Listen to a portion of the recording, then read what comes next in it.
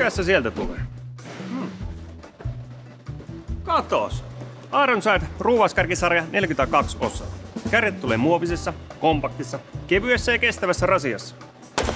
Ironside ruuvaskärkisarjassa on kattava valikoima yleisimpiä ruuvaskärkiä. Löytyy torksia, Philipsiä, boxidrivea, kuusiota, neliötä, kärkihylsyjä, magneettipidintä sekä adapterit varttisille ja puolituumaisille hylsyille.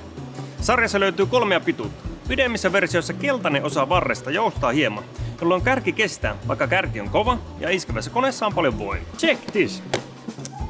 Hyvä magneettihan pysyy vaikka vastatuulessa ja ei tipu, vaikka ruuvaisit katosta roikkuen.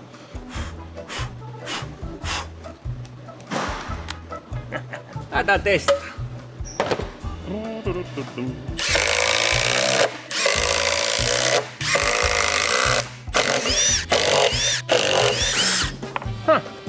Näyttää siltä, että ruuvituppua ja kärki se pysyy hyvänä pitkään.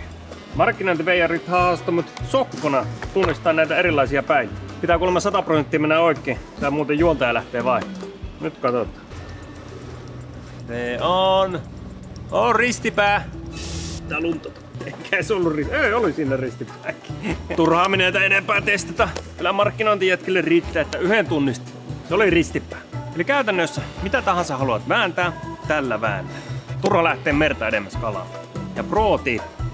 1 kärkisarja, sillä pääsee pitkälle.